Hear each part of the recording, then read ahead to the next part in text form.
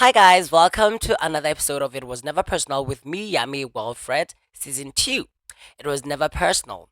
It has always been love, laughter, music, dance, colors, role playing, balance, awareness, authenticity, not taking the ego too seriously, that is not taking yourself too seriously, not even taking life too seriously, because it was never personal. It is all about realizing that this is a dream, honey, an illusion that we get to co create with the power higher than us. It was never personal, trust me. Tune in to get inspired, motivated, and mostly importantly, find ways to love yourself and do so with laughter and joy. You won't learn anything new from this. I'm not going to say anything which is new. It may sound new only because we have forgot that which we once knew, and I'm here to remind us of that. But like I always say, it was never personal. Unlike how I like to say it, it was never personal.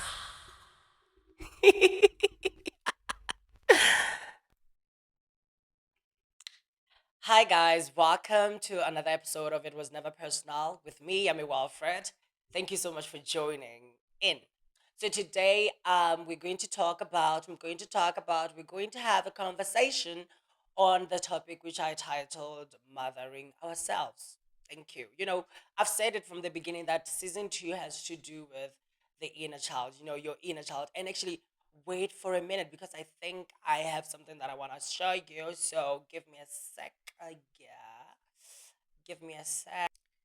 Yes, yes, yes, yes. I'm back and we can continue. I'm back. I got it. So today's episode it will be about mothering ourselves, how to nurture and actually keep reassuring that inner child who has experienced all the pain, all the painful experiences, all the hurtful, all the who's carrying the broken heart, who's identified with all this mishigas that has been happening to you as a little child in this world. So I'm here to talk about why it's important to actually nurture that child and mother that child and how to do it. I have I think I have a list of things that you can do to actually help yourself to mother that child. So what I wanted to show you, and like I said, season 2 is more based on to taking care of that little child, that little yummy warfare inside of you, that little whoever, that little I don't want to say names, but I don't know that little to me, that little Peely, that little Paul, that little anyone, that little say your name. So that little, that little, thank you, that little child who's inside of you. So what I wanted to show you is this little picture of here. I don't know if you can see it. Yeah, you can. It's a little picture of my little inner child. Oh my God, isn't he handsome, good looking, so vibrant? I love him so much. I'm 21 years old, and through this studying and learning of just my spiritual journey, it led me coming back to this little kid who's actually experiencing all the hurtful things that have happened to me. All the identifications that I have to all these things. The feeling of feeling unloved has to do with this little child over here. Although over here, I was my mom says I was about 8 months or so, so I was a month about. But before I put this one, I put myself when I was 7 years old. Yeah, during my second birthday. And I really, really have built a partnership or a relationship with that little child over there. So I urge everybody to do that, but I'll keep on talking about it. So when I say mothering yourself, like I said, it's actually about really nurturing and reassuring your little child. Doesn't have to do with actually giving birth and becoming a mother or a father. I mean, come on. And this is the thing. I think most of us, by the time we think we're ready to actually have a child or kids, we're actually not ready. We are in reality not ready. The thing is that we have confused the capacity or the potential to have they think, okay, you may be reproductively fertile, but it doesn't mean that you're actually worth okay, let me not say worth. It doesn't mean that you're actually ready to become a parent to another person, And this is the thing. Kids don't come into this world for us to fulfill our desires as parents or whatever. But that is what is happening. You come into this world and you realize, oh my God, my father, my mother just wants me to become the little them. They want to fulfill their desires, their whatever through me. They want to live through me. That is why they choose how I act, how I walk, how I whatever. They choose the career that I want to have only because they feel like, okay, there's a second chance. I can do whatever I want to do with my little kid. And, not to blame them or whatever, they're just doing their best. They're just doing what they know. But I'm telling you, it's your responsibility to actually just go, you know what? Okay, Dad, I get that you want to do A, B, C, D, but I just want to do Y, and Z. I don't want to do whatever that you want to do. You know what I mean? And like I said, most of the time we think that we are ready to have a kid because we have the money, we're financially stable, we have yeah, it's actually much more to do with financially stable because we can buy them whatever they want. We can get them to school that we think is best for them. But when in reality, we are not. It's much more to do with being a conscious parent. Listen to Dr. Shifali, anybody who's really interested into this stuff. But I feel like this topic is much more important for the first part being whatever that I said, being we were raised by parents who were never really there for us as a parent, because I feel like a parent has to be conscious, has to actually allow, there has to be conscious parenting, which is another topic of its own, you know and even if you have been raised by a parent who is actually relatively nice, good, taking care of you, whatever, but the world out there wasn't mothering to you. So that is the second part. Second part being the world out there is so hypocritical. The societal norms that we live in are so, they don't make sense. It's so much, it's heavy. So on top of that, the other thing that we have to know is that actually we are now living in a very, very crunchy moment, very divisive, very divided, very divisive again, and it's full of devices. You know what I mean? Yeah. It's like, oh my God, where is this going? Where is this going? But for this is the thing. I love watching TV series, and one that I've been obsessed with is the Black Mirror.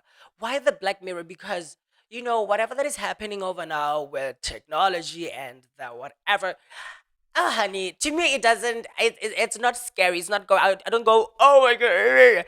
It's just, it makes sense to me. Why? Because I've given work. I've learned much more about the human psyche. The collective consciousness.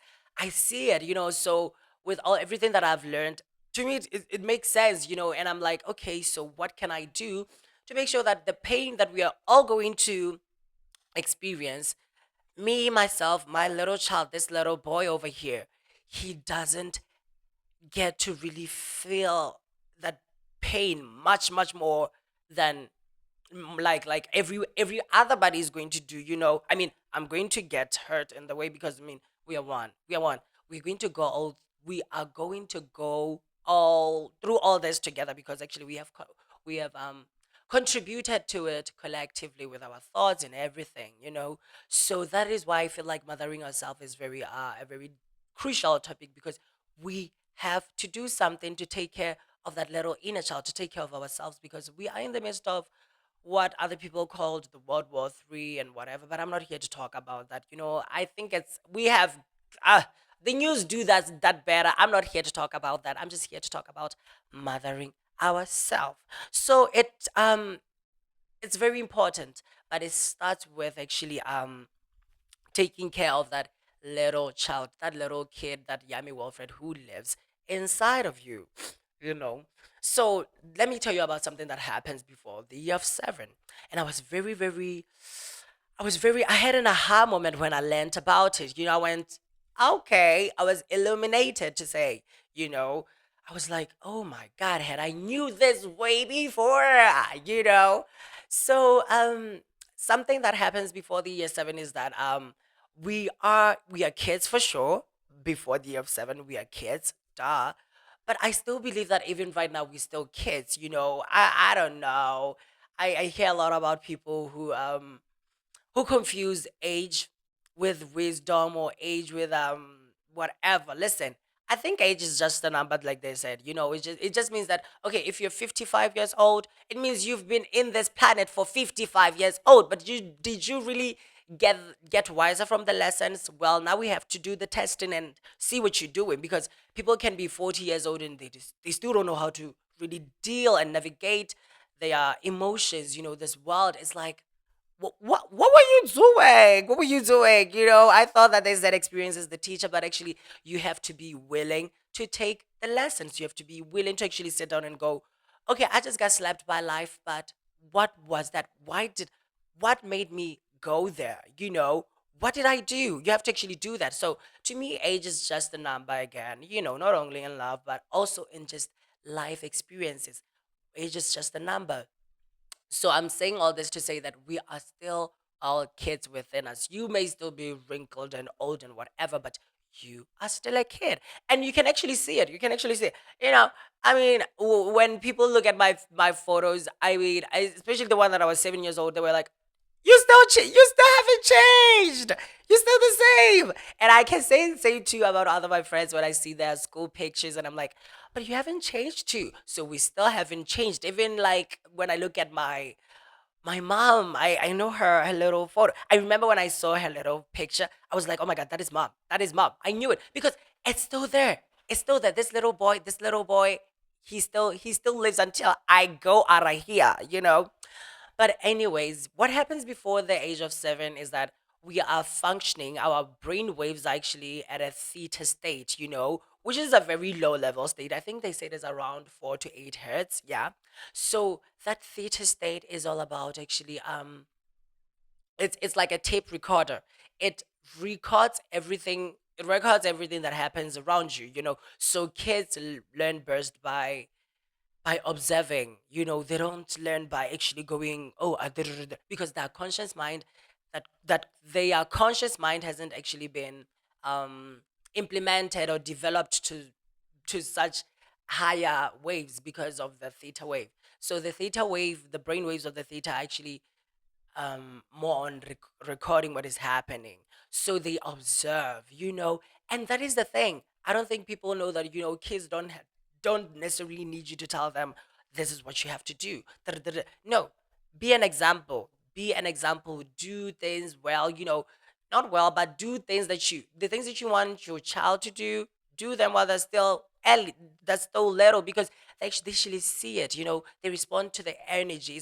It's not really just going you know, if you don't do no, they just see how their parents, their environment react to news, you know, to nudity, to sexuality, to anything, you know, to the food, to people, to how they look, how they dress, and everything.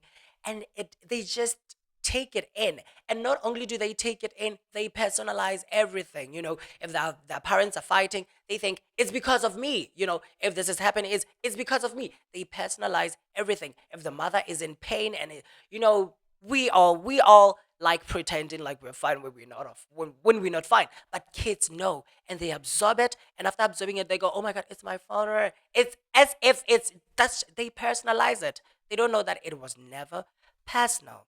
They're not conscious enough to know that. But now, this is the thing, this is the key. Remember that, because that stage where we are still functioning in the theta wave, the brain waves are still functioning at the theta levels. It's very crucial, because then now that is how we get to actually get a program, because we've been recording as kids. We recorded whatever that was happening in our environment, how our parents, the tone our parents were talking to us in, you know, how the environment was interacting with us, you know, everything that we got to believe in, everything that we have identified with now goes back to when we were seven, or before we were seven, because we are now running after a program That is that. Now, remember that. Now, all of this leads to what we call the subconscious mind, which I think it's weird because we call it the subconscious, like sub, like lower, but actually it's a super mind because it supersedes, or it actually it pervades everything, literally everything in your life, like 95% of the time, or more than 95% of the time. I don't like going 95% of the time. I would say at least 95% of the time. We are actually running on our subconscious mind, you know, because we have the subconscious and then we have the conscious mind. The subconscious mind is actually the one that it's kind of like when people say, oh, it's automatic. It's like being on autopilot. And it goes back to the program that we have built as little kids, the recording that we have taken, the observations that we've made and said, okay, this is how it is. The conditioning, the cultural conditioning, the parental conditioning that we got as little kids then gets to be implemented and downloaded into our subconscious mind computer, and then we just run it. So that is why maybe you have that belief that, oh my God, what, however that I just see, I just cannot get this. I want it so much. I want it. I want it. I want it. I never get it. That is because your subconscious mind doesn't believe it does. You don't have it in your subconscious mind. It's actually like trying to how do I coin it using another analogy? Yeah, it's like getting into your phone, and then maybe you want to and then maybe let's say you want to take a picture, but you realize that you want to take a picture but you do not have a camera app. How you gonna take a picture? You have to actually first install the camera app before you can actually take a picture. Although you have the gallery, you don't have the camera app. So install the camera app. The camera app is actually something that you would have got back then when before you were 7 years old, by downloading it from your parents telling you, okay, you're worth it. And then ding, you have downloaded the camera app. And then now, because you have the gallery, you can now actually just take a picture. I'm just saying that whatever that you're trying to get and you find it very hard to get, is because subconsciously you don't believe that you are worth it, or you have it. You don't have it there. So now the subconscious mind, this is the thing about it. On top of it being something which we run on 95% of the time, it's actually powerful in this regards. It only knows you. The subconscious mind only knows this little kid. Remember how I said that this little kid will always personalize everything? That's it. It only knows you. So you have to be very careful on how you talk to yourself. I mean, we all have that inner dialogue. We all have it. And that voice, it doesn't go anywhere. We have it. We have it. I don't know why people want to try and say, you have it. I know I have it. And I realized that I had it when I was doing stand four. You know, I knew that I had something going, a voice going in my head saying, you have to do it. Like, it was like, oh my God. It's so, and most of the time it's negative. Yes. So we have that inner dialogue. So how you talk to yourself actually it has much more to do with your subconscious beliefs, your subconscious mind, and even how you continue to perpetuate that self-talk, that inner self-talk, has to do with it is still is it gets implemented, or it's still downloaded into the subconscious mind of this little kid. So I'm saying that to say, actually be mindful of how you talk to yourself, but not only that, because you have to be conscious of how you talk to other people. Conscious, I mean, be aware of how you talk to other people, because like I said, the subconscious mind only knows you. So when you're talking to other people, it doesn't recognize that, because actually I love it, because actually we are one thing, but our ego thinks there's me and then there's you, but actually we are just one mind. We are we are just one energy. So the subconscious mind still runs under that law, which is we are one thing. So when you talk to another person, you're actually talking to yourself. That is why I always say it was never personal. It was never personal, because most of the time, like I said, at least 95% of the time we're running from the subconscious mind. 95% of the time, the things that we say have nothing to do with the external world, but it has everything to do with us. you know. It has everything to do with us being the ego mind, and us being the beliefs that we have downloaded as little kids, the beliefs that we have in our subconscious mind. So it was never personal. So remember that, your subconscious mind doesn't know the difference between you and another person. So you have to be very careful of the words that you say about you or even another person. Because if you say hurtful things about another person, your subconscious mind will say, okay, it takes it as if you're talking about yourself, but just through another person, which is actually the reality of what is happening. Now, again, this is the thing. I've been talking about the subconscious mind, but I said we have the conscious mind. The conscious mind is then developed after after your seventh year. I like sevens. I really like sevens. Yeah, after your seventh year, that's where you get to think, to make rational decisions, to do whatever, whatever, whatever. Because before the age of 7, when we're playing and everything, how we'll be playing and making a cake of. I remember that we would make cake out of soil. We will do weddings. The only thing we never did were funerals. Okay, we did funerals. I did play. We did a role play of funerals, but no one ever died. It was always about cats dying, animals dying, birds dying. We'll see a bird in the street, and then we'll take it, and then we'll just go and say, "Okay, there's a funeral. Everybody come!" It was so nice. We believed it was true because it is true. Actually, it is true. I mean, come on. We will sleep into this in a cup of imaginary tea. And it will feel so good. I loved it. So I'm just saying that in the subconscious mind, everything is real. But when you get to the conscious mind, it's much more of like really creating something into this physical realm that we see. You think you are very creative with it. But this is the thing. Like I said, the subconscious mind, although it's called the sub, it actually supersedes the conscious because at least 95% of the time we are running on a we are running from the subconscious mind. For example, wonder how you are able to still write your notes and talk to another person. Wonder how you're still able to drive a car, and then after 2 minutes or 3 minutes or maybe 5 seconds, you're like, oh my god, I was just thinking, I was not paying attention to the road. Well, because now you know the road, now you know how to drive, you've got your driver's license. So let your subconscious mind is like, let me take the driver's wheel, honey. You can do whatever you want to do. You just do whatever you want to do. I'll drive. I'll take the driver's seat. So that is what I mean by 95, at least 95% of the time we're actually being run. We are running from our subconscious mind. The interactions that we have, those triggers, those whatever, they go back to the childhood. They go back to this little kid. You're triggered because your subconscious mind goes, oh my god, that's true. That's, I believe that I have. And then you know but most of the time, this is the thing. The thing is that the painful thing is that not everything that you have in your subconscious mind, almost everything that you have, almost everything that you have in your subconscious mind, it's a lie, honey. It's not true. It's not true because you're worth it. You're loved. You're perfect. You're great. You know, you're important. You don't have to prove to anybody that you belong. You already belong. You know what I mean? You're lovable. You're loved. We love you. That's it. But the subconscious mind, unfortunately, didn't get that because at an early age, you were not nurtured in such a manner. Thank you. That's why I'm saying we have to mother ourselves.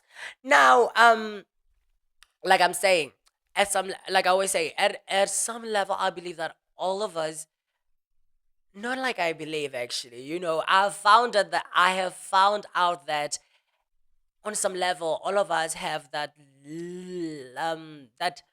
deep seated belief of we are not enough. We are not enough. We are not lovable. We are not worth it on some level. Maybe because you felt like your parents abandoned you. Maybe because you felt like you're always picked out. Maybe because you're different. In any way, we are different, in many different ways. But at the end of the day, we believe that we are not enough in some ways. So we always try and do what we don't want to do so that we prove to people that, oh, actually, I belong. I'm worth it, to get people to validate us and approve of us. When In fact, or in truth, we've always been worth it. We've always been lovable. We've always had it in us. Just that now our subconscious mind has been impregnated or implemented with those thoughts of, you're not good enough, you're not this and this. You know what I mean? Yeah. But like I say, it's all Michigas. It's not personal. It's not personal. So let's take a break and I'll be back. Now let me give something to the ones listening to the audio. It was never personal. I don't know. I always try and okay, let me go back to break. Let me go to break, okay? Yeah. I'm back like I never. Oh my god! Did I just say I'm back like I never left, chick? Anyways, I'm back. So I was just talking about how we end up doing things that we don't want to do because we want to be validated and approved of, and validated for our worth or approved, to belong into a group. Back in the days, people used to be banished, actually. Whenever you did something bad, or you crossed the norm, you crossed the rules, you were banished, thrown away. So we've always had this sense of wanting to belong, wanting to stay to a group. But anyways, early on in life, I know that in my part, early on I had to really learn how to read a room, to get into a room and go, what's the energy, and read the energy.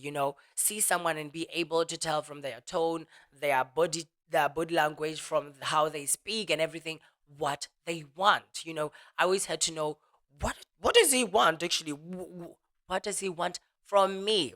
And then so that I can be able to give it to them. So I've been a people pleaser early on. Although I wasn't much more of like, but I was like, actually I was a people pleaser to the ones who had something that I wanted, or in situations where I knew that I need to get through this. Therefore, I was like, okay, I have to actually be able to read a room, you know.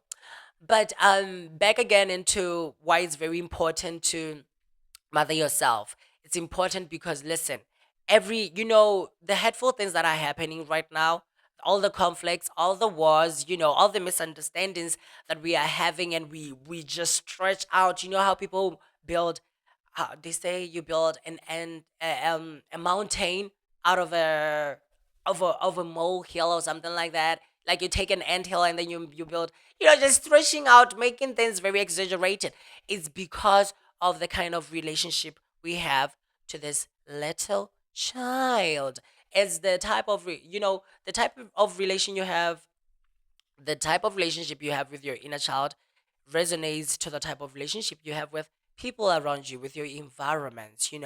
All this wars that we're having, all the conflicts out there in the world, is actually, it just tells how much we are in we are in pain. That how much that little kid, I'm looking at my yummy, yummy, yummy old friend, this little boy who I love down there. So it tells us how much we are in need of love, how much we're in need of help, how much we need to mother our little kid. Because I mean, if you hurt another person, it means that that little kid is hurt, you know, and you don't want to feel it. You don't want to help him.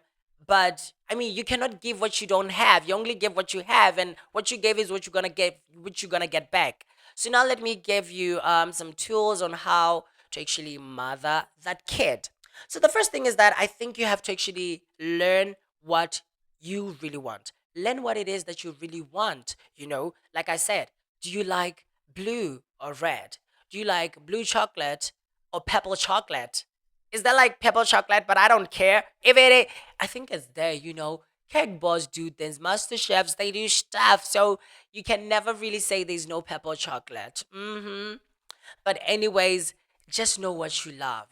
Dress yourself how you love. Dress yourself how you want to be received. Representation and presentation, how you present yourself is everything. But let it be from your deepest heart of hearts. Let it be how you want to be seen. Do what you love. And then the next thing is learn to say no. Learn to say no. Coming from someone who used to be a people pleaser, I was never able to say no to people who I really care. I mean, if you're outside my circle, then it's like No, I mean, first of all, how dare you come and ask me about that? You know that I don't know you. Do I know you?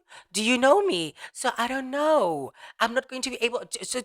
Will I? No, I don't know you. You don't know me. So it's easy for me. It was easy for me to say no to people who I don't know. But my friends, my family members, people around my circle, it was kind of like hard for me to say no because I didn't want to disappoint them or maybe feel like make them feel like I'm not worthy of keeping or whatever. But now I know that I've been worthy of keeping.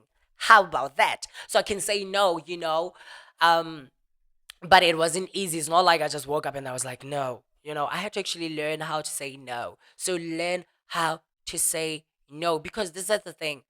Um, Research shows that most of the people with breast cancer, which is ladies, I mean, men can have and do have breast cancer, but most of the people who have breast cancer are women. Why? Because it has been found out that they have breast cancer because they've spent most of the time mothering other people, which is the same as pleasing other people, and those people were and those women were actually reluctant or found it hard to say no because they kept mothering other people, nurturing other people, leaving themselves behind, leaving their inner child behind. So do not spend more time mothering others than yourself. Nurture yourself first, and then nurturing other people would actually become more sweet and juicy and so nice, because this is the thing.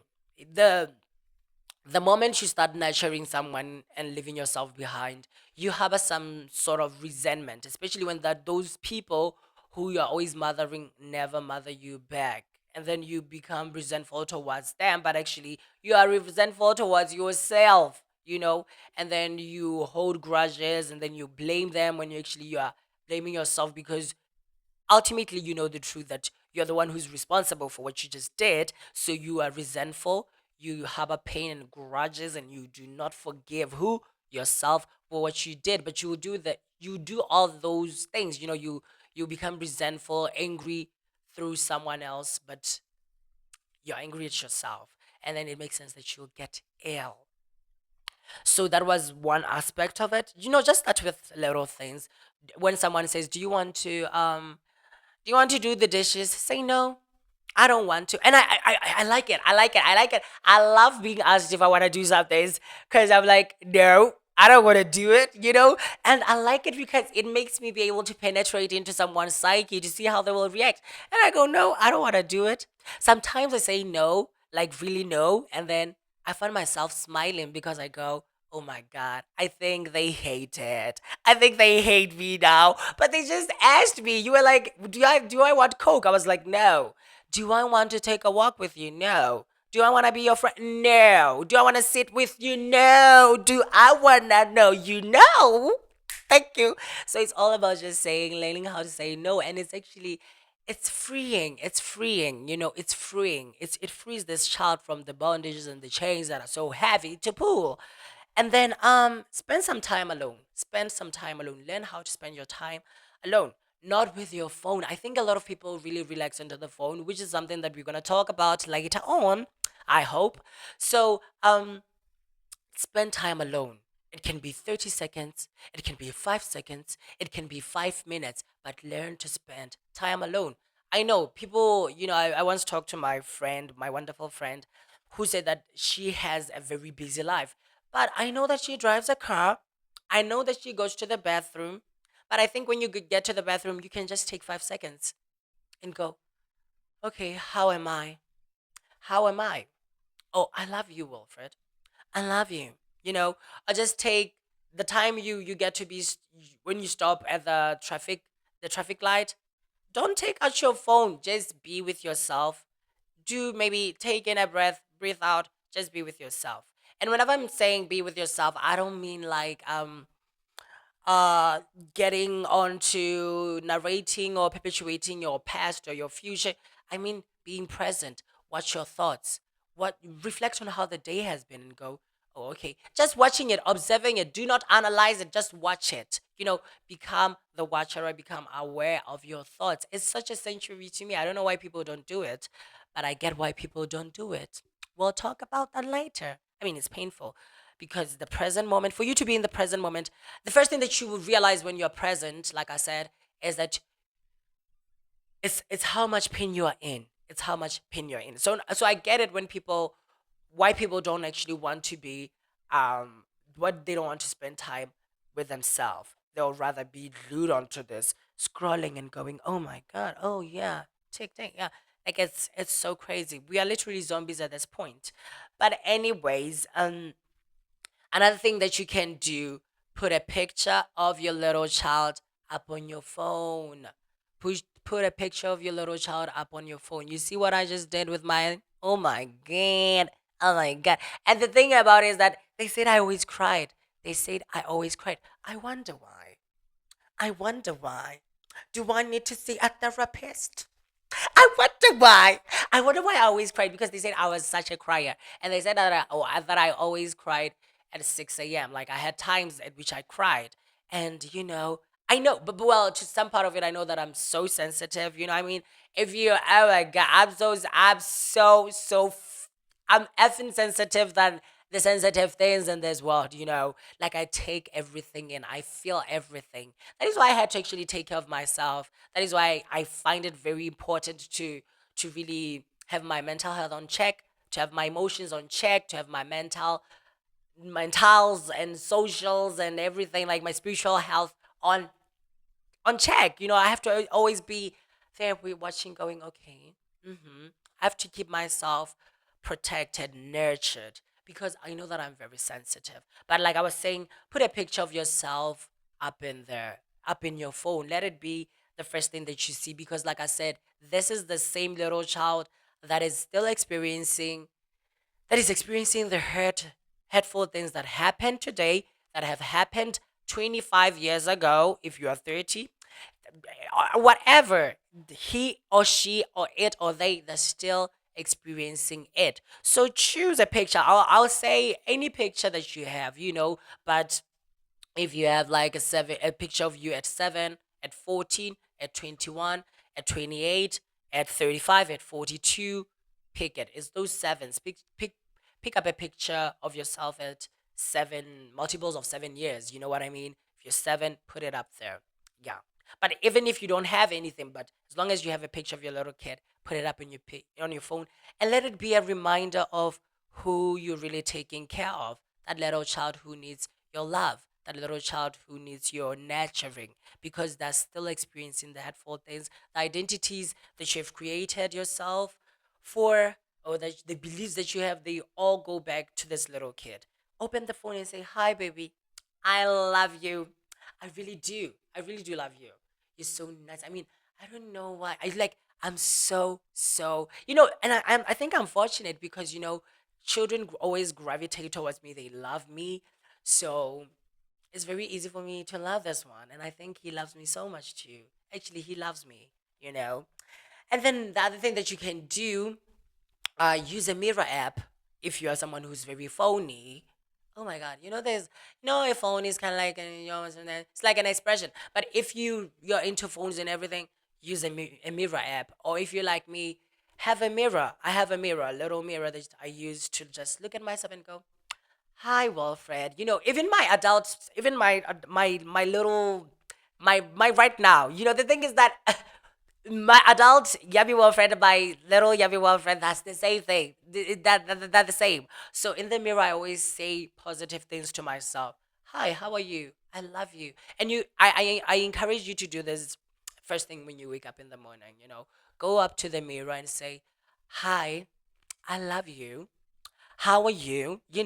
Go, oh my God, I love my eyes. I love my brows. I love my skin. I look good. So nice. So nice.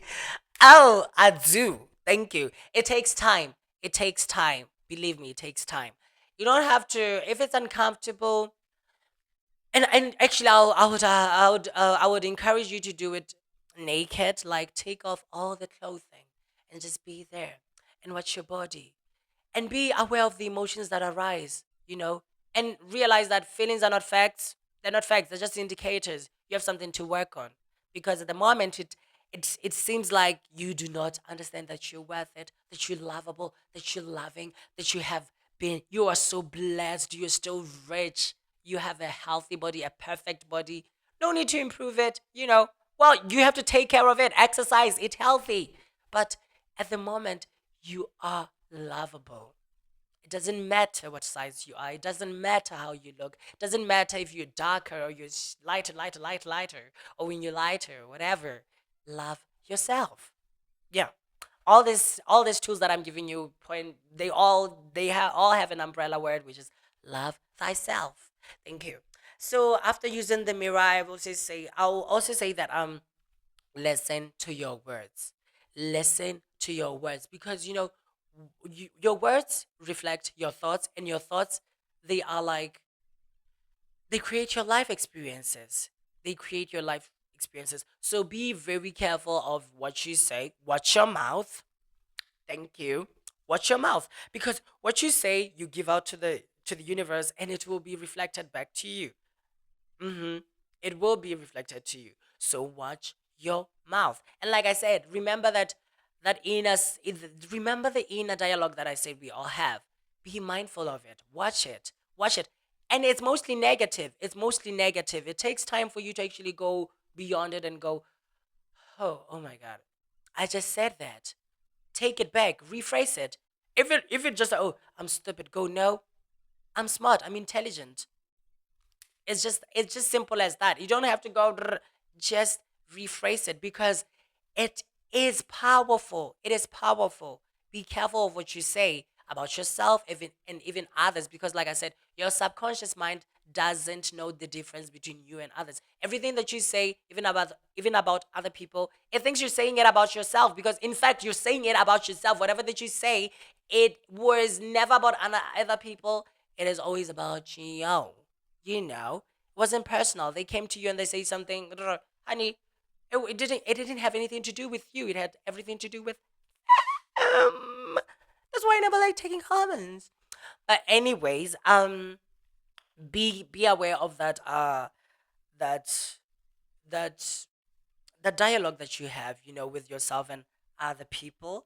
And then the last thing I'll say is that find if you want to try and reprogram your program that I talked about early on, find a tape, just like a short tape or whatever tape of whatever that you want to pursue. If you want to love yourself, listen to someone who's actually saying, oh, just take your phone and then record yourself saying, I'm lovable, I love myself, I'm perfect, saying everything that you want. And then listen to that tape recorder before you go to sleep, because before you go to sleep, and early in the moments before you wake up, or after you just woke up, you enter that theta state again, that theta state that I talked about, the state that we function at, that our brain waves work at before we are seven, so you can actually imprint that um the things that you just said on the tape onto your mind, onto your subconscious, so that you can download them. Get the camera app before you want to take a picture, because you have to take a picture. You gotta have a camera app. But anyways, I love you guys. I love you so so much. Thank you so much for joining me, and it was so nice. Like I always say, it was never personal. Anyways, thank you so much for tuning in. Bye.